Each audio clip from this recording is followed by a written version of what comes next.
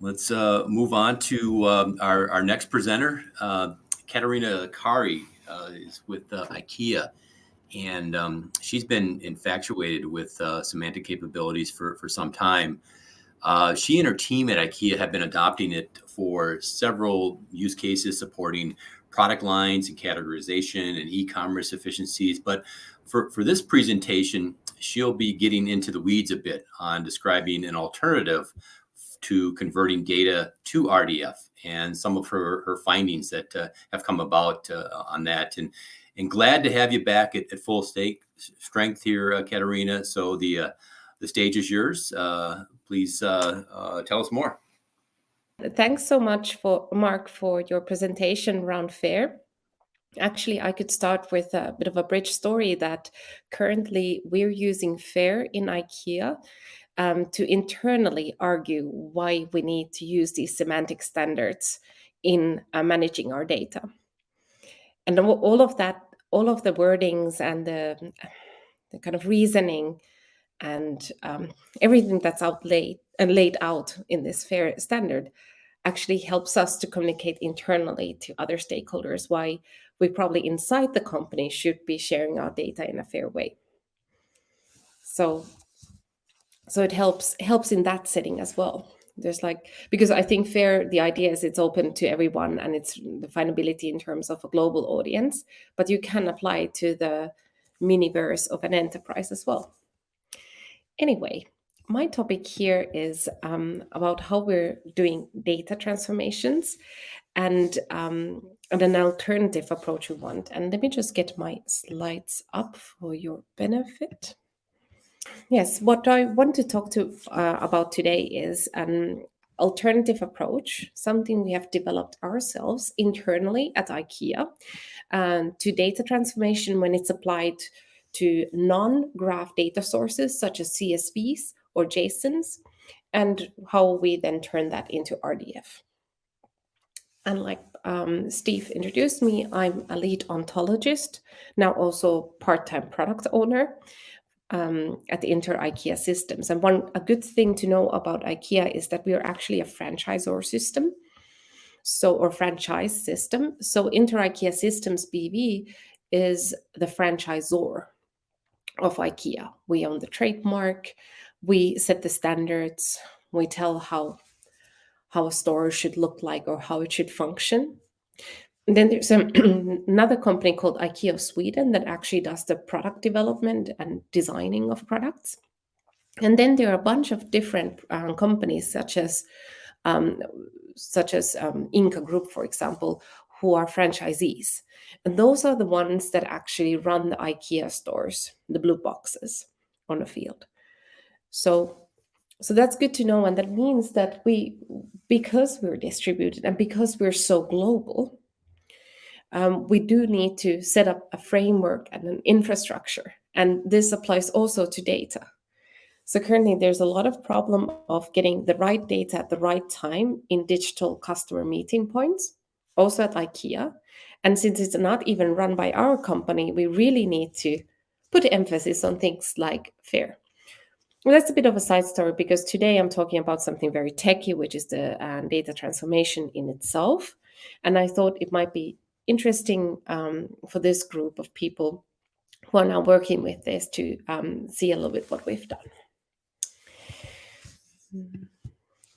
So, yeah, a little bit about me that, or why I burn also for this data transformation topic is I've worked for 7 years in the lifestyle e-commerce space. So I've worked for Zalando, which is Europe's leading fashion retailer online and only online. And now I've been working for almost 2 years, or 1.5 years at IKEA. And the last project I did at Zalando was around master data management.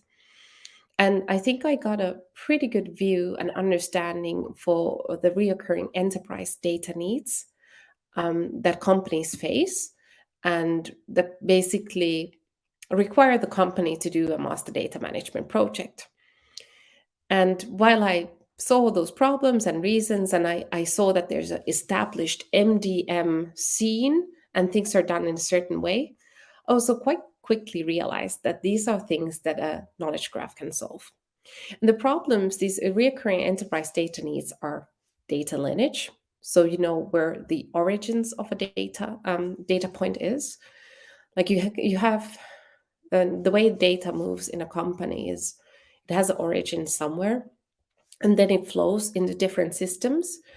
Because if the company is not data centric, it means that they are storing the data with like an application in an application specific way. So all the data is kind of optimized for application usage and stored also likewise like that. So there's a lot of copying of data happening, and that creates a need for data lineage, which means where did this data point come from?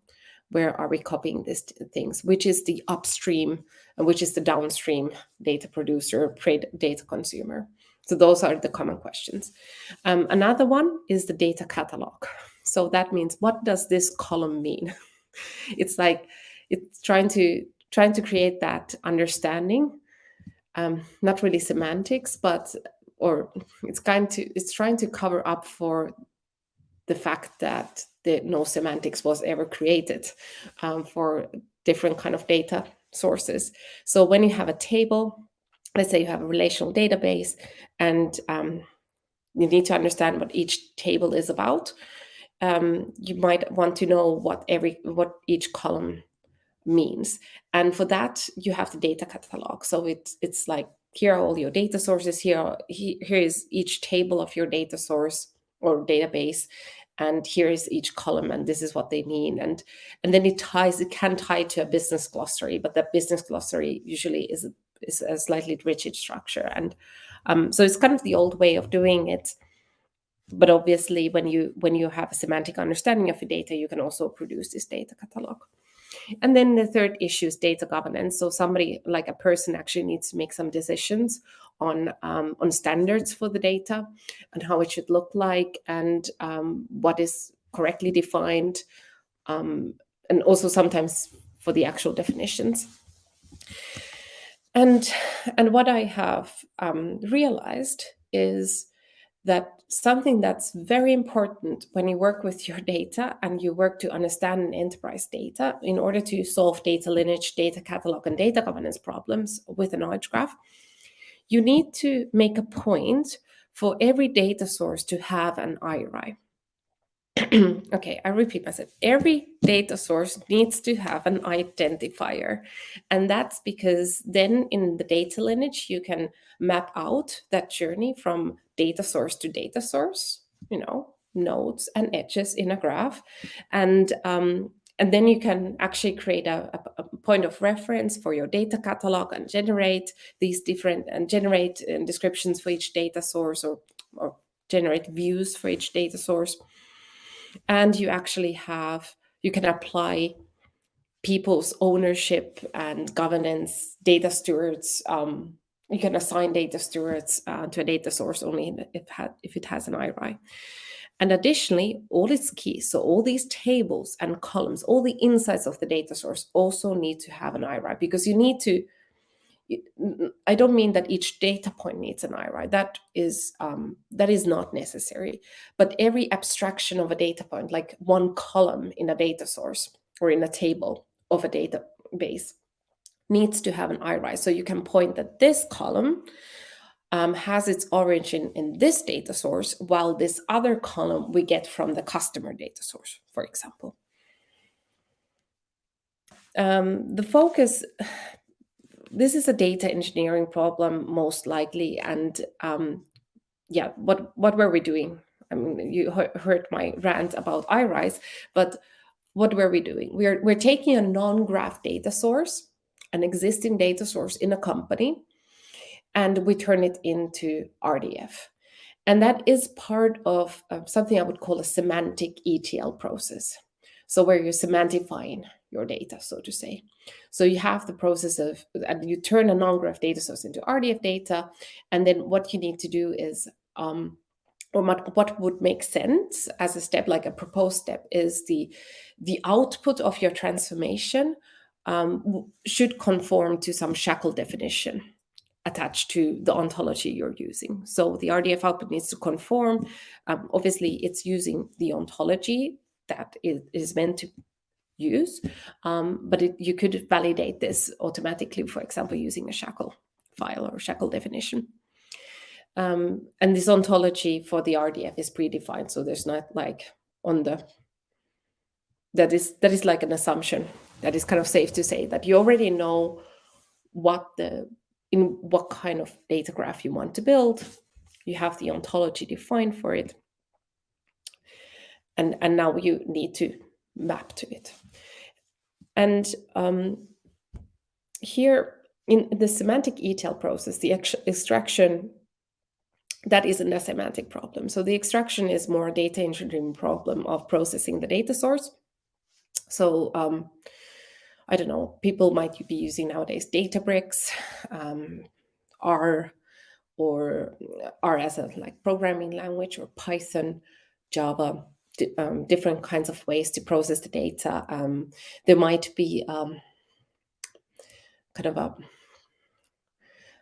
this kind of process where you first land everything in a raw format and then you massage the data a little bit to that could be a little bit part of the extraction process, that you have some little small conversion happening and so on. But then the transform part of the ETL process is the important one. That's where you create the triples. And I think that's the critical place that we need to pay attention to if we want to turn non-graph data sources into RDF. And finally, loading happens in some way. So then you have, after transform, you have your RDF triples, and then you do something with them. You store them in your graph database, and there's a loading component, which might again be a data engineering problem in terms of performance and run times, etc., depending on how much data you have. And here you need to think about different kind of data engineering strategies, but that's not the focus of this talk. This talk today focuses on the transform part of the semantic ETL pipeline or process. Just saying that also the E and L need to be accounted for in your company.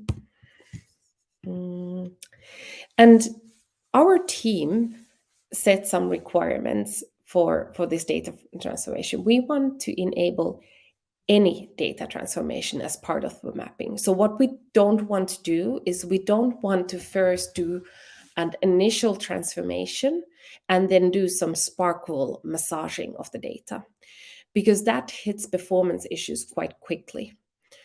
In order to do sparkle massaging, you would first need to load the data somewhere, and then again do transformation. So basically you have this ETLT process, and that just creates too many breaking points, and if you have a lot of data and you have a continuous flow of data, this might create problems.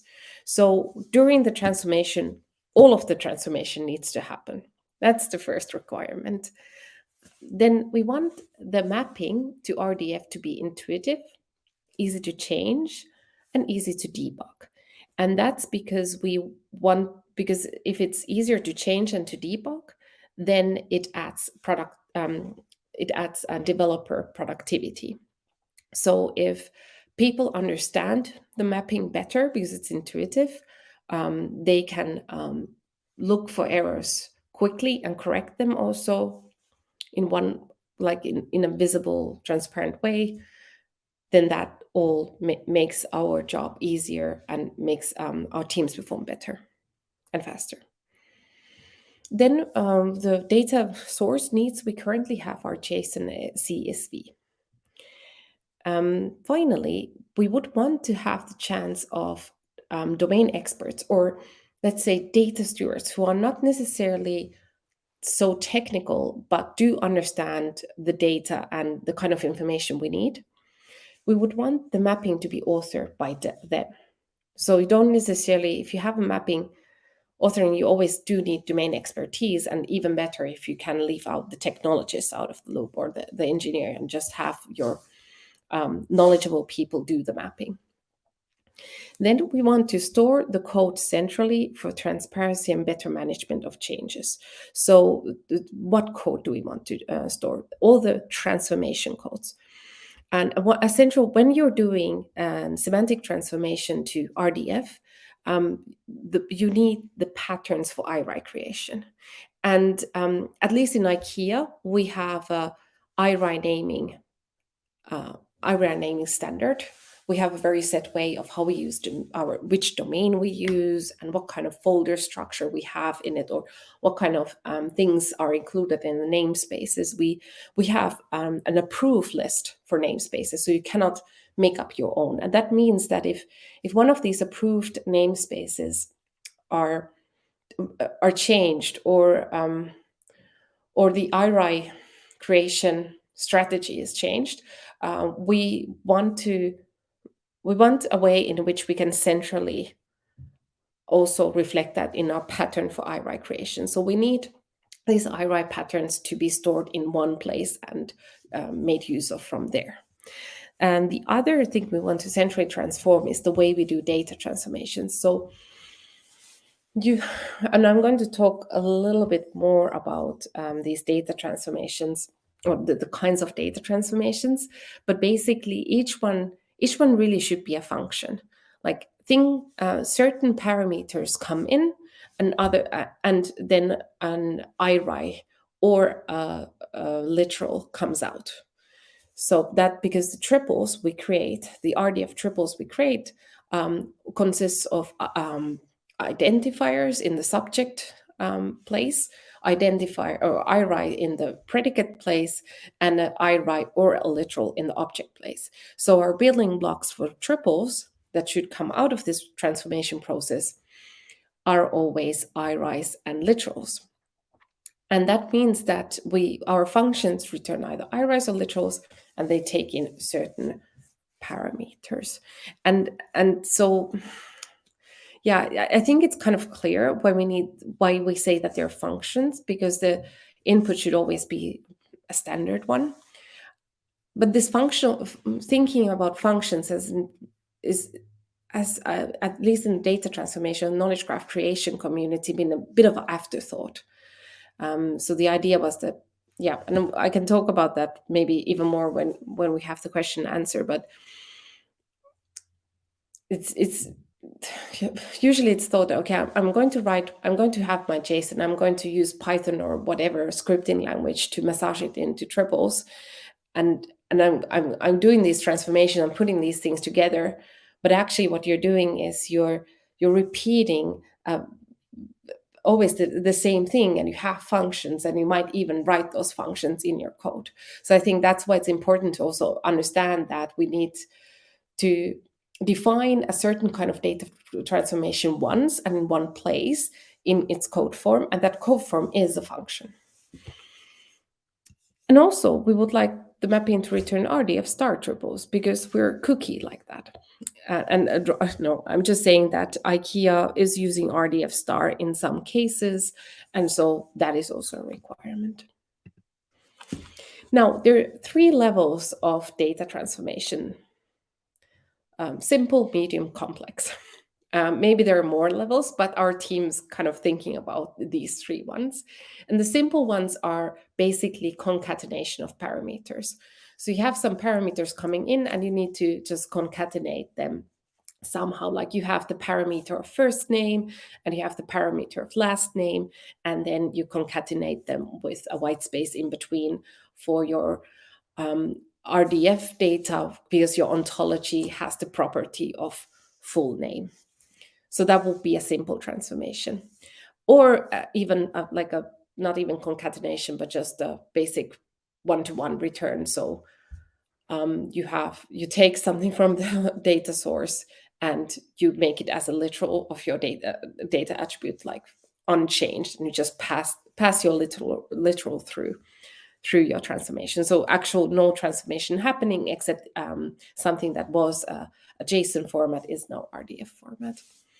And obviously the schema is as according to the ontology.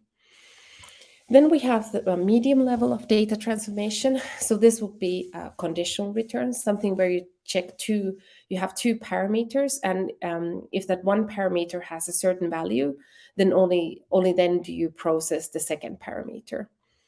So that would be like a conditional if clause, which I actually have a demo for.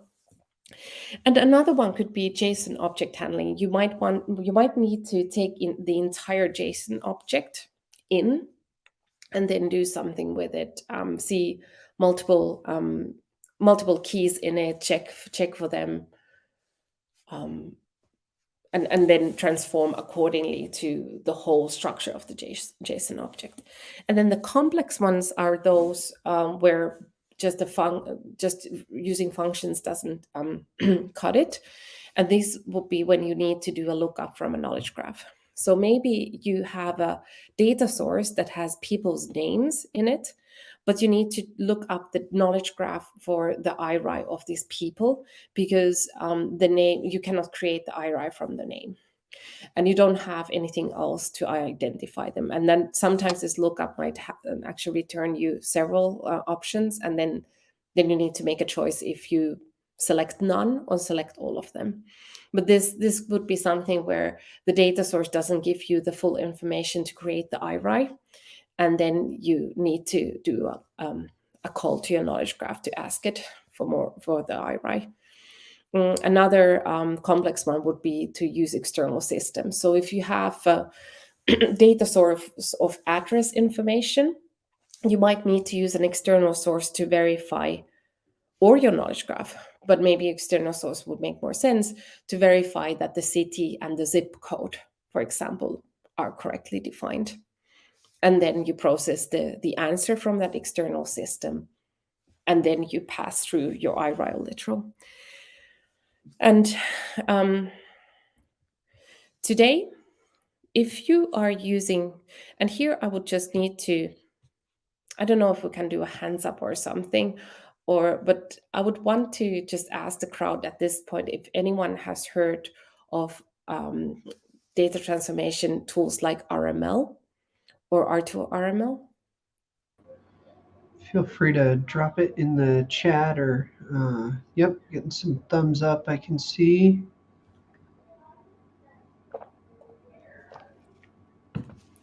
Yeah, so I think at least a handful. Yeah. Okay. So if you're familiar with RML, and you know RML, for example, is good for CSV and JSON, you will know that a simple data transformation is possible in RML.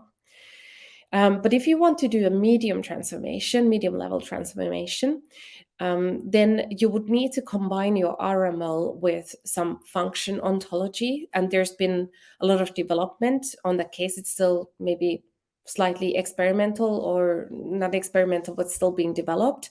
Or you would choose the strategy of first do a simple one-to-one RML, like a simple transformation with RML, and then massage your results later with Sparkle construct queries. And I believe that also, like, if you want to, the same applies for the complex one, but here you probably, this would be at least the level where you do need to then make use of scripting languages, because then you need to go and call an API, and both you cannot do with RML or SparkQL.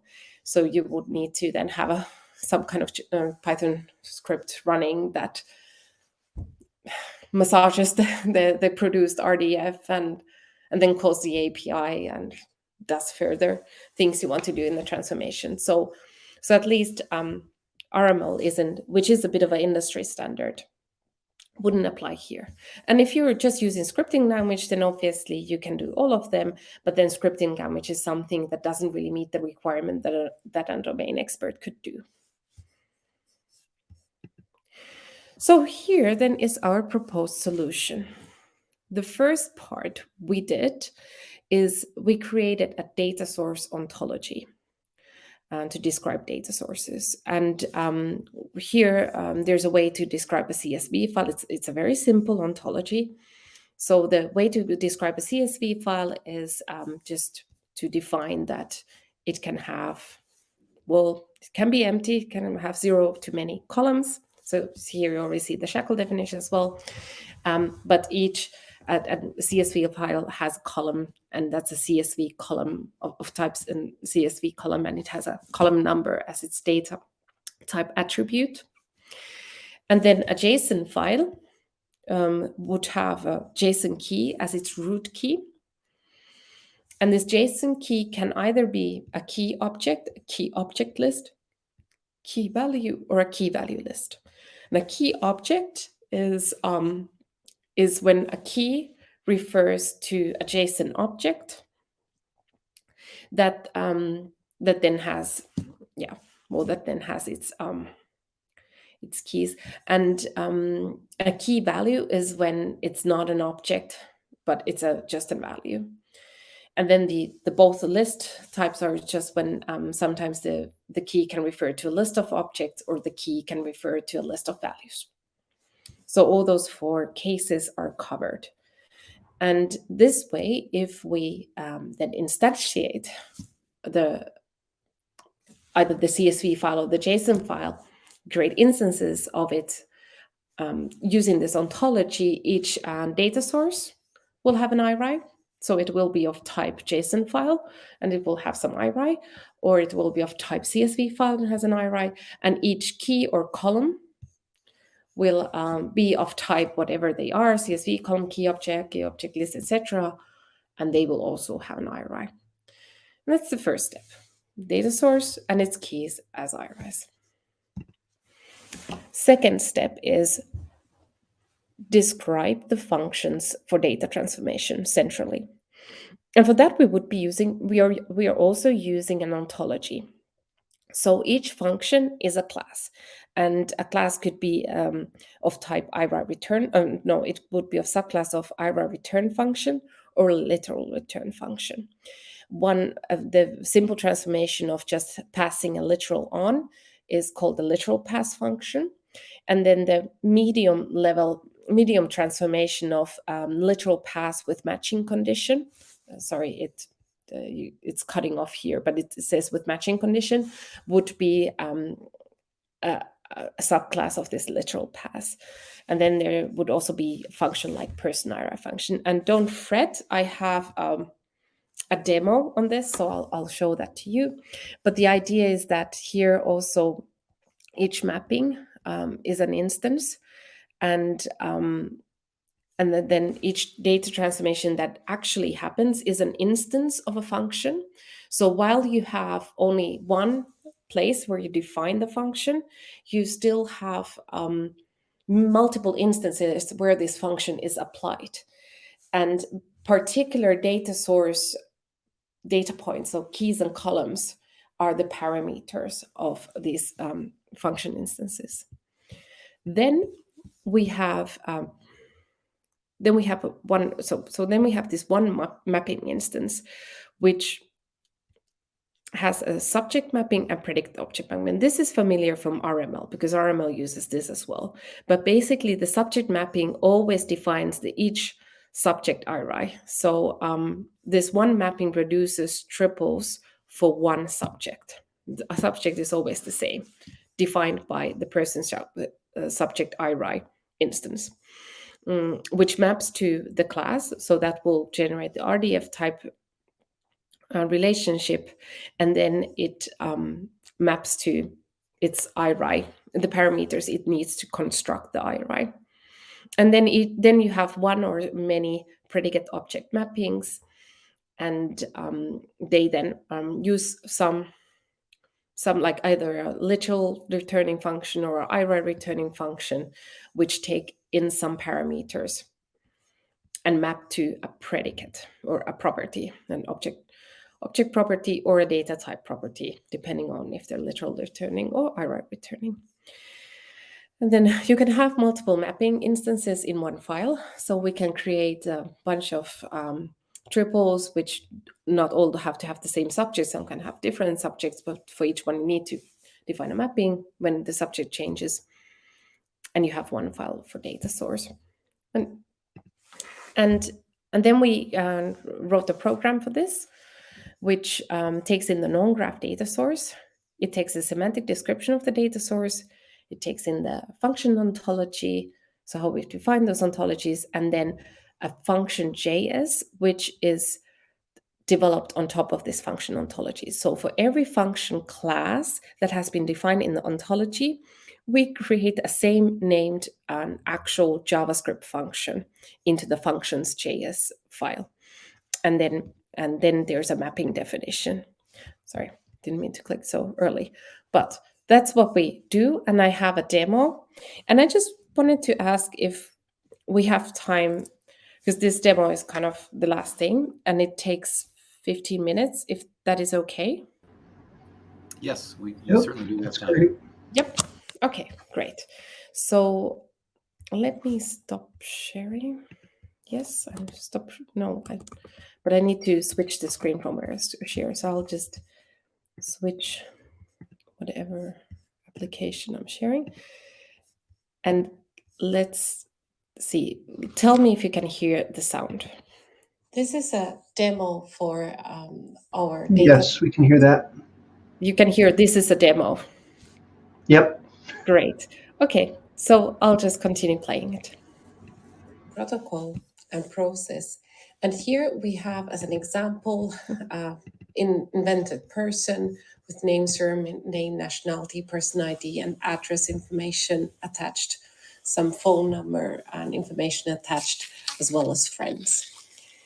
And we want to transform this JSON into an RDF using our approach. So first thing we do is we use the data source ontology to describe this data source. We'll say that this is a JSON file about contact data, and this is owned by the team phone book, invented team phone book. And what we can do is we can take out only those keys that we really need for our data transformation. So we take out person ID and nationality from the example JSON. So only these two, these two do we take out, and then we describe them appropriately. We've attached them to a JSON file, and then we describe them here appropriately. Both are key values. Next, what we do is we need to define what we want to do with these with this information. So what we say is we'll have this person IRI function that takes in the argument ID and country and returns an IRI using the namespace for persons. The local name is using the pattern country-ID. So this is defined as an IRI returning function, means that this function will just return one IRI. And furthermore, we need to define the parameters as properties. So we have the ID parameter, it's an object property, and we have the country property that is the country parameters for the person IRI. But this is only the description of the function. So next, what we need to do is we need to define the function as is in some code form. Here we're using JavaScript for it. And so we define it, a person IRI function takes in ID and country. And if both are present, it will return an IRI that starts with the namespace for person and then concatenating country separated by dash with ID. And if both are not defined, then it will just return null. And then now we've actually put the function into a code form, so it actually exists. And now we can map everything together. So what we do is we create a person subject IRI, a function instance of the person IRI, and then we connect it to the person mapping. So we have a mapping for a person, and we say this is the subject. So this should return the subject IRI for all the subjects of this person mapping. And additionally, we say that because this function instance needs to have the properties ID and country as dictated by person IRI function. So then we say that the ID comes from contact's person ID and the country parameter comes from contact's nationality. And then additionally for the subject mapping, we say it maps to this class person that will create the RDF type relationship.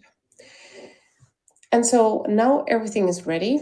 we have defined everything. And next, what we will do is we will launch this program. But before that, I just want to show you this graphical notation so that it's better to grasp what we just saw. So here we have the data source description. We know the schema is described, so we know there exists this key value called nationality and person ID. We can attach additional information to this data source's team phone book owning it. And then we have here the subject IRI. So this creates the subject for the person mapping. And this function has here, it takes in these parameters in, and it maps to the person class. We want to run the program to take in all this information that we need to do and turn it into triples.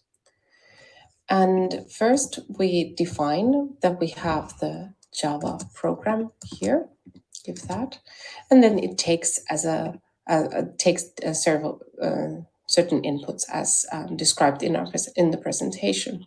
So first of all, we define the data source. We give the actual JSON file as an input path, and then we give the data source description as an input schema. Next, we provide it with the function information. So that will be both the function ontology as the function schema, and then the actual function implementation with the function JavaScript file. Lastly, we provide it with the mapping. So the actual mapping schema as defined before. And then we need to put some further variables in, as just to put a no spark flag, because that's also enabled, and then provide the output folder. And currently you can see that the output folder here is empty. So now I'm going to go ahead and launch this. And now we can see that a new file has been created, and it looks exactly like this. We have the triple of as defined with the person namespace, the local name pattern, and its RDF type person class. So next, let us define a further triple. So what we want to do is we want to only get the mobile number and have that populated in our data graph. So then what we need to do is in the data source description, we will get the information of contact number and contact type, but also we need to get the whole JSON object of contacts and say that it refers to contact number and contact type. So this is this part. Then we define a new function called literal pass with match condition. So we need to make sure that the contact type is mobile, and that's why we need to pass the literal of the mobile number, and we need to make a test. And this takes an argument called literal test and expected match value. If the test variable and match value are the same, it returns the literal, otherwise no. And again, we need to define it in actual JavaScript. So here we have the literal pass with match condition. It takes in literal, returns it if the test and expected match are a match. And then in the mapping, we now introduce a predicate object mapping to our same person mapping that we were using before. And now the literal is actually the contact number from the data source. Test is the contact type, and the expected match is mobile.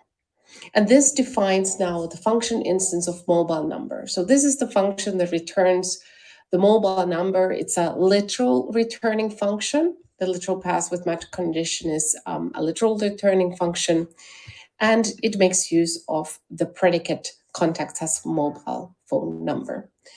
And to visually show it, here is the addition. So previously we had our person subject IWrite function to create the subject for the person mapping.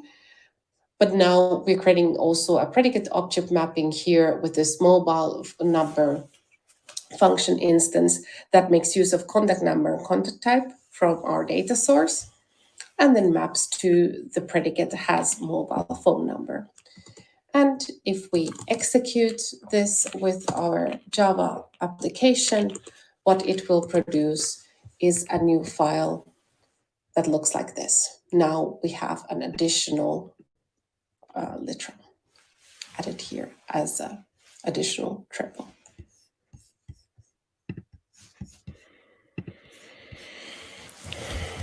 Okay, so that was the demo. And I have a small bonus, a ChatGPT bonus. Do you want to see it? Just to make things a little bit sweeter. Okay, so let me get back to my presentation. So we know we're talking a lot about ChatGPT and, oh, what does it mean for my tech job? What does it mean for knowledge graphs? Well, I can make use of it for this data transformation. What's really funny is as part of the data transformation, we have a function ontology where we describe each function, and then somebody needs to turn that into a JavaScript function. Well, that somebody can also be ChatGPT. I had this thought that could it be that it would be able to generate? Then indeed it can. So if I give ChatGPT the text, takes in argument, like create a function for takes in argument ID and country and returns an IRI using the namespace for persons. Here's the namespace. The local name is using the pattern country ID. And indeed, this code is totally works and is correct. And now I'm reviewing the code. So it's not like I have to write the code, but I can like make the machine write it for me by just describing it as an ontologist. And then I review the code. I'm like, okay, well, actually, let's make this a little bit safer. If ID and country are not defined, we need to make sure that they are actually defined both, because otherwise we cannot create an correct IRI out of it. And so I tell ChatGPT also make sure that the above function tests for both ID and country to be defined. And it then creates me a function that throws an error if both are not defined. And it even gives me a nice sentence. So this is like very good job application of a developer type of job application answer. Thank you so much for listening. We've got a question here from Peter. What are the types of non-graph sources that you typically use? Non-graph sources that I typically use. We use CSV and JSON mainly. Is that like, or yeah, CSV and JSON are the current days. So JSON is kind of what our APIs return, for example. So it's important. And then I see there's a second question. How do you select and prioritize data transformation use cases? Well, we prioritize it by whatever use case we have in the knowledge graph or a data graph. So currently we're helping IKEA.com to make better product recommendations. So then we prioritize that we're changing that we're taking the traditional JSON format, JSON type data source of our product data, and we turn that into the graph. And we take only what we need. So that's the way we prioritize it as well. We don't change everything and then maybe use it, but we just put into the graph what we need to drive our use cases. So I guess we select them by looking at our end use cases. They are the ones that determine that. And how do you measure the benefits of doing data transformation? Is that the question? I guess one big measurement. Well, currently I just hired a master thesis student to actually look into this. So one is performance. The other one is the ability to do all three levels of data transformation. We're currently implementing the complex one.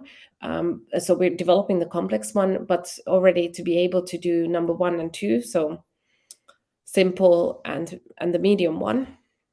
That is a measurement. Can we do it without doing the ETLT as I described, without the sparkle massaging, which is awkward.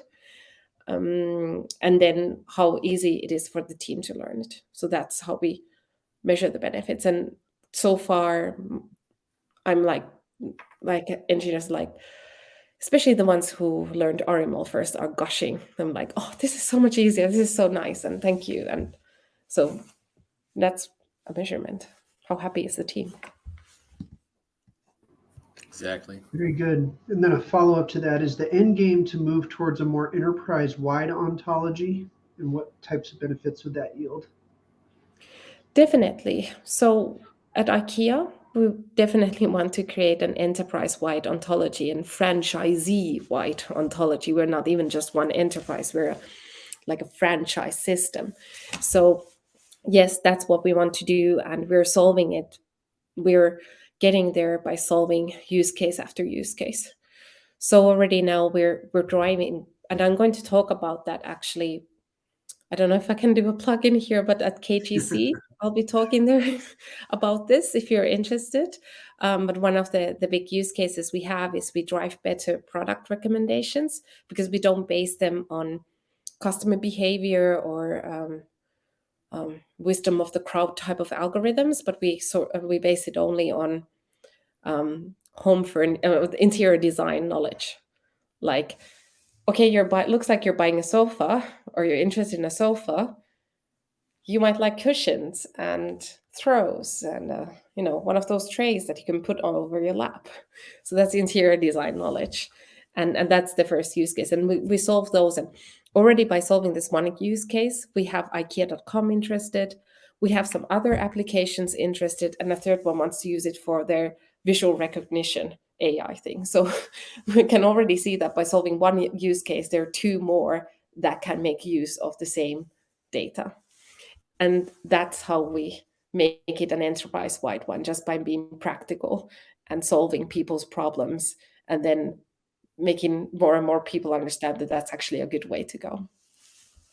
So you're taking out, Katariina, some of the bias associated with, like crowdsourcing, and you're just saying these are more like the interior design specifications that are probably best suited for that recommendation. Yeah. And because every product we have created, we're not like a platform like Amazon, but we're actually, like I said, there's a whole company owned by IKEA that just does the product development. So we know everything about our products, and we design them with certain ideas in mind. So we even have this idea that if you're looking at the shelf, we have especially designed these storage boxes for that shelf, and that background data isn't available today because it's more like in designers' heads, and IKEA is an old company, it's not very digital. But even if it would have, even if IKEA would be slightly more digital, that kind of information isn't held in traditional product data and traditional Right. data engineering. So in comes the knowledge graph with this richness or the ability to really capture all kinds of different connections that then make sense when you're meeting the customer online. Yep. And then just a follow-up, speak to the value of having an upper or like a bridge ontology. We oftentimes use that when you're performing data transformation. Sorry, come again. I think I had a glitch. Oh, I just wanted you to maybe speak to the value, and I don't know if you use it, but our consultants typically use like a bridge ontology when performing a data transformation, and what you see the value of that. Bridge ontology. I'm not sure. I just yesterday heard about bridge concepts and I'm still wrapping my head around it. But what's a bridge ontology? Is that like an ontology to make the transformation? Yeah, basically assist in that process, and make it a bit more smoother. Um, that's about the extent of what I know about it. I don't know if Peter's on still, but he might be able to add a little color to that. He had to step away, actually, I think, as did All Mark. right. So. Yeah. No, well, I would say that we kind of developed two ontologies in order to do our data transformation. And maybe those are the bridge ontologies, like Yep. kind of application specific ontologies that you mean. So we created an ontology in order to be able to describe data sources semantically. That's the first part. And that's actually super important. And I'm speaking with the knowledge graph creation work group of W3C, who are taking care of RML and developing it, and we're doing collaboration. And they said that they didn't even think that that it's so necessary to describe a data source. That's like the uniqueness of our approach, of my team's approach. Mm-hmm. And that's the first bridge ontology, I would say, which is exactly like describe your data source. And I do it because I know that at some point I will need that description of the data source in another use case. And the Right. second bridge ontology would be then the way in which we do the mapping and the functions. So I find that the function ontology really is a function catalog. It's like, okay, we need to make JavaScript functions out of these, or we need to make everyone into a microservice. Each one of those functions could be a microservice that you call. And we need a team to take care of this function catalog, always observe if new functions come along and make sure they're implemented. They may use ChatGPT to write the code. We don't care. But that's this idea that of the second bridge ontology, probably. Nice. Yeah. And, you spoke earlier about developer productivity. Can you Yep. elaborate a little bit further on that importance for IKEA when you're getting developers to become more efficient, and how you were able to, bridge that gap a little bit? We're stretched for resources currently. We're kind of, we have budget cuts as well. So we need to make best use of our resources, and thus, if we can make things faster and we can make these processes more automated and easier to understand, then we can do more. And there's all the time, we're a little bit, the IKEA Knowledge Graph team, I think because we're so new, we're a bit of a startup inside a big company. We're trying to bring this idea, we're evangelistas for semantic technology, semantic web, and we're educating everyone, and we need to prove ourselves. We need to develop things quickly. And Yep. that means that the developer productivity need for that comes from there, from us being a startup and being thinly stretched for every work we do. Right, right. And just the last question, this is a bit off topic, but it speaks to your MDM background and how things are changing there too as a result of semantic capabilities, offering greater flexibility, and how those compare with traditional methods, and most of those are more application centric tools as well. Where do you see that movement occurring? Yeah, it was a bit of a shock for me when I realized, when I started this MDM project, and everybody was like, MDM, yes, of course, MDM. I was like, what is MDM? I'm like, oh, master data. Okay, sounds interesting. And when I saw it, I was like, oh my God, people still do this? And people still do that? And they buy these huge softwares for this? And what? And then you do, but why don't you use knowledge graphs? And then I was like, why don't you use knowledge? I was like, if you don't have to have a person write your logical data model and your physical data model, just create a knowledge graph and then generate the logical data model, out of which you can then generate the physical data model. If you need to have even logical data models, because obviously you cannot store everything in a knowledge graph. You cannot say that graph, it's not like an enterprise data solutions are solved with graph databases. No, you still need different kinds of databases like Redshift for certain performance things, more expensive but really performant, or other kinds of data sources and other kinds of databases. So the databases are always the backend for application, and they need, and the database needs to be selected according to the application. So that still needs to be application driven.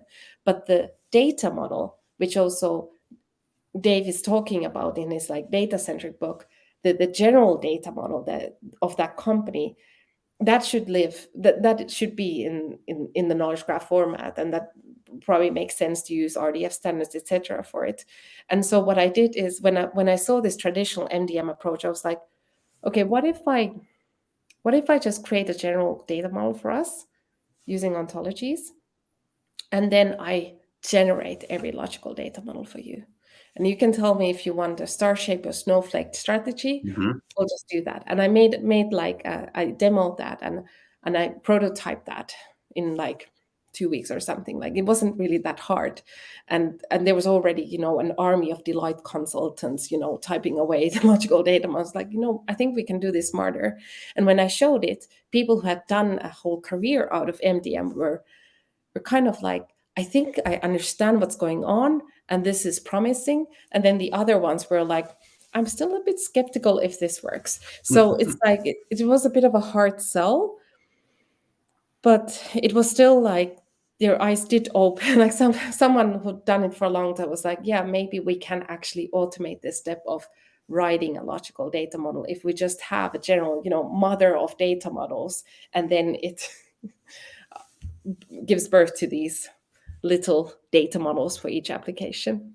Exactly. And some of the inherent issues there is that it's very manual. And so, you know, a lot of those things. It's not to be manual. Right. Crazy It work. doesn't need to be that way any longer. And I say Deloitte concepts. I don't want to bash them, but it's more like to emphasize this like busy work. It's like billable. Yes, you can generate more billable hours with that because it's a lot of manual work, but actually you could do it smarter and save you money in the long run. Yeah. Those consultants were fantastic, by the way. So not saying that. Well, thank you so much, Katariina, and good luck with the W3C and getting some of these things looked at with other eyes and getting some consensus around that. And I think we'll all, or at least myself and others from Semantic Arts, will probably see you at the KGC. Yeah, see you there the latest. Thank you so much for inviting me to this bonus event. And yeah, we'll keep on talking. And Yeah, thank you. Everyone, please contact me on LinkedIn or Twitter if you have any questions. Wonderful. Thank you.